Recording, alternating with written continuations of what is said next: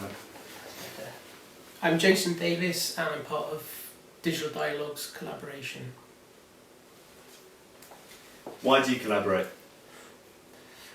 Well, the other partner in the collaboration is Darren Williams, and we met on MA in Cardiff about 4 or 5 years ago, and we enjoyed the group dynamic, and we just wanted to. We were both in a similar domestic situation and sort of economic situation where we were at home looking after children, long-term partners, and both working, and we just wanted to keep that sort of dynamic going really, and keep the dialogue going, and we decided that to do that was the best way was to collaborate really.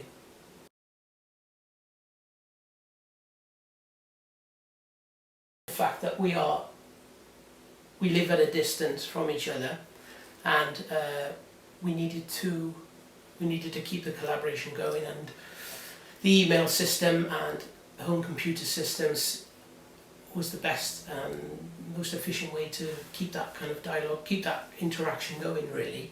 So it was a placement, what's the word I'm looking for? You know, where you live. It's a geographical need and a sort of financial need really. We were talking about it the other night, and we said that, you know, if we'd collaborated 20 years ago, whatever, 15, we'd have done it through the mail probably, and it probably would have fizzled out quite quickly. Whereas I suppose the email system lets you sort of talk very instantaneously and get work realised.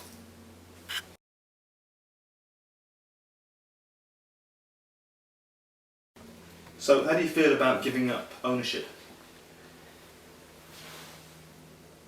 It's something that I've always collaborated with other artists right through my career, kind of on and off, since doing foundation right through to degree and to the present day. So it's something that comes to me quite easily, and I expect to do it really. I don't think of it any other.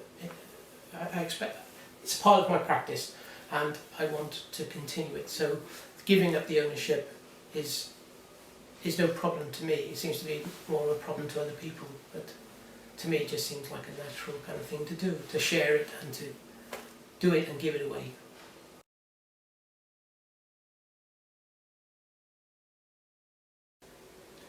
Can you describe what you were shown in the exhibition?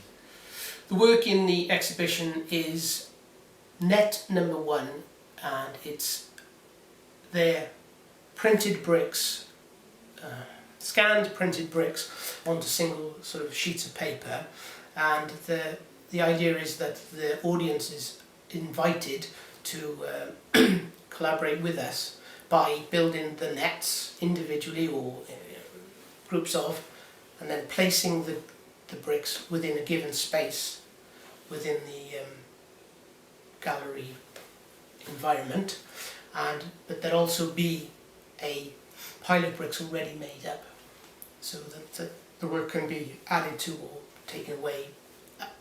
Again, we don't want to sort of give too much direction on that, but it's an interactive piece and involves building bricks and building shapes, I guess. Darren uses the collaboration, especially in the e-drawings, to communicate an idea specifically.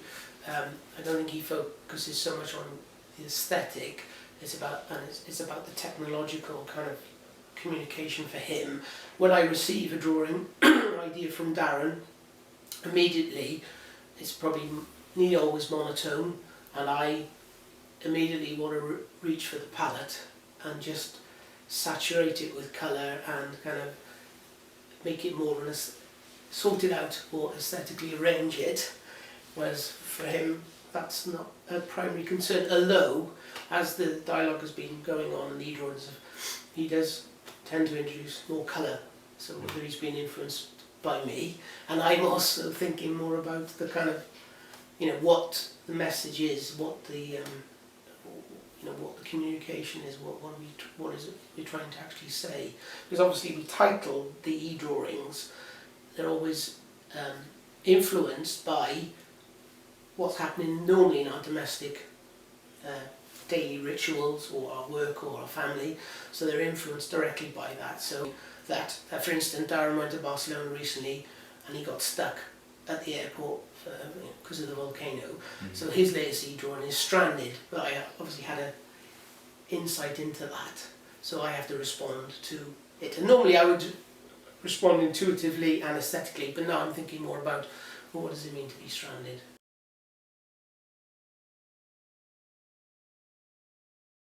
So you're learning from each other. I think so. Yeah, definitely. Becoming each other. Yeah, we're morphing into one person. Yeah, definitely. But no, I just, it's an interesting one. It is kind of changing, and I like the way that the deliberateness of it and the kind of the rapidness of it and the kind of choices that we make. I think if you're working alone in a studio and anguishing over choices of colour or choices of medium, I think whether it's a good thing or a bad thing, but I think as a collaboration you make compromises, but they're healthy compromises, I think, and you get things done, I think things happen quicker and developments happen quicker because there's two of you. Yeah. Maybe that's a trade-off, but I think it's a positive for me. You talk about this change that you found happening between a sort of an instinctive response to the emails to a more pre-planned response. I was just quite interested by that in terms of, do you think that you need to have that sort of dynamic between the partnership, of one of you being instinctive and one of you being kind of planned? Or I think it helps. Yeah. I think if you're both coming from at the same, it would be impossible to both be coming at it from the same angle. I think you'd always have some sort of higher, some sort of more influence or a slightly different agenda or whatever. But I just think that it helps, and I think opening that dialogue out to a wider audience is really where we've wanted to go for a long time. We're just trying to work out, so i.e. the bricks and the sort of the fists is the latest one, but we need to work out how to sort of make that more spontaneous, really, I think. Yeah. When you involve more people, what happens is that if you we've sent out e-drawings to people who are interested parties, and within days if they're going to take it up or not, because the email doesn't come back. Whereas if someone's intrigued and interested, it comes back straight away, and there's going to be a continuous dialogue for a while with other people. So I think it helps, definitely.